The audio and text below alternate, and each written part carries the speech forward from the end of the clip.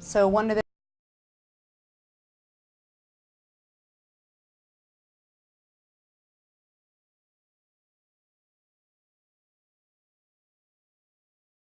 this year they've changed a little bit. Every year they do change a little bit, and the minimum wage changes every year pretty much here in LA.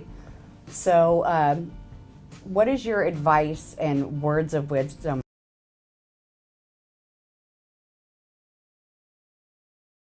of how absolutely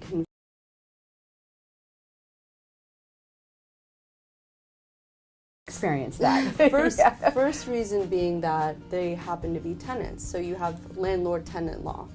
But on the other hand, you have labor law because they're an actual employee of your company or of the owner. And what I found is that most owners or property management companies don't understand that. So they go about having an on-site manager while not actually following the law. That can lead... Even though they think they're following the law, they're not following the law because it's so complicated. Correct. Yeah. Correct. They don't actually even know that a law exists to protect specifically on-site managers. Right. That law happens to be written up in Wage Order number 5, which is called the Public Housekeeping Order. It goes into all the specifics of how to deal with on-site management, how the minimum wage and hour laws actually apply to on-site managers. And you have to actually be a lawyer to understand it practically. I mean, I have been in this business for 25 years, and when the new law came out this year and it was 5 pages long, I read all of it, and it even seemed to contradict itself or give same exact numbers for completely different things.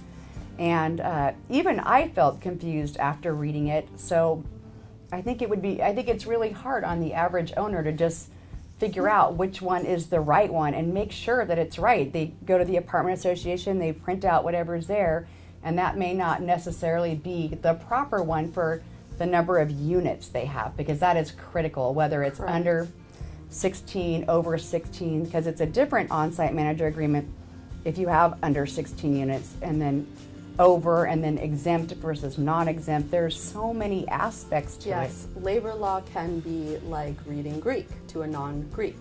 And very strict in its labor laws, which means that if you don't actually abide or act within the bounds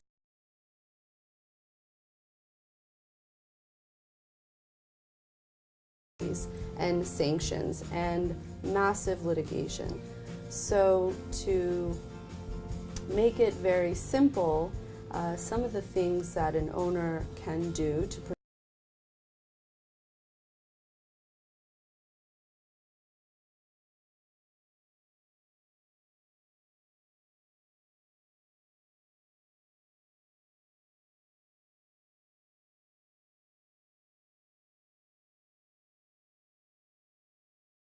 or more.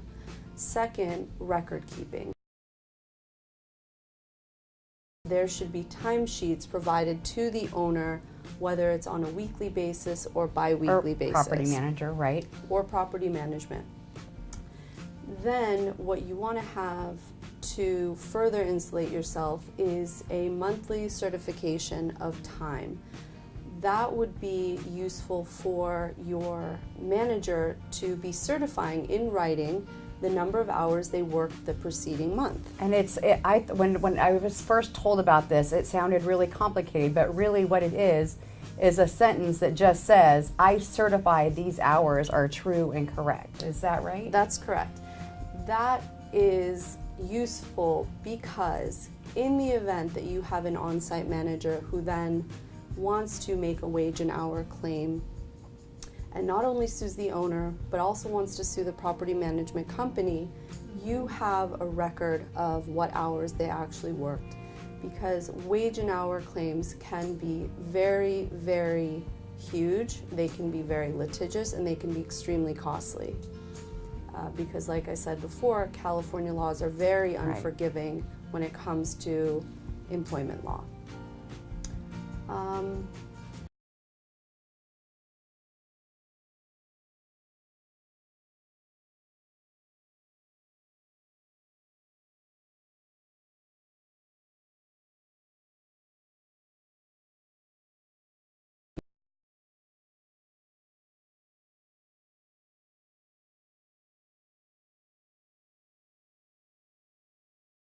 because it calculates the first 8 hours, and then if they're actually getting charged 24 hours, it's double time, triple time, and then it goes past 40 hours to the 6th day, the 7th day, and that's how they get into all.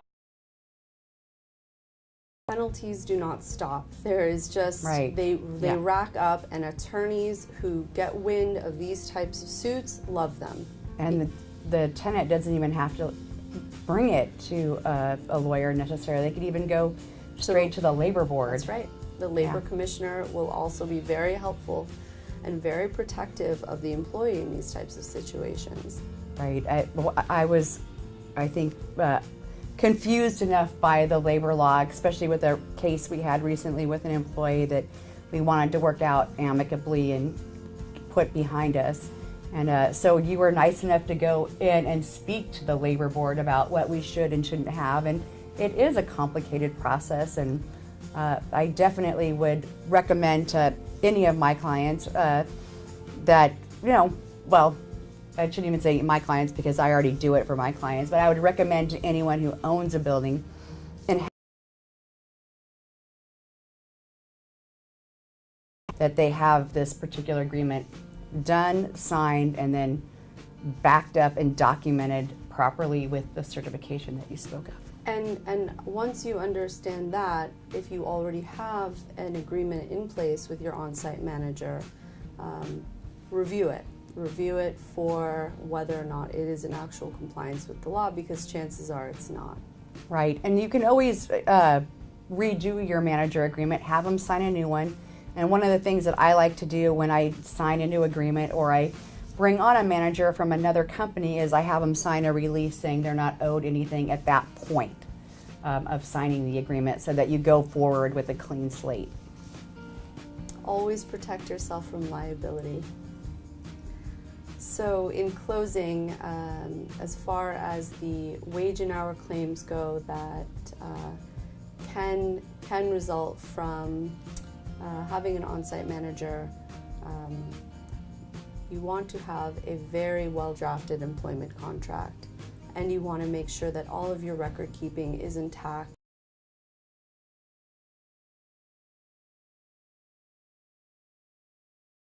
On a weekly, bi-weekly, and or monthly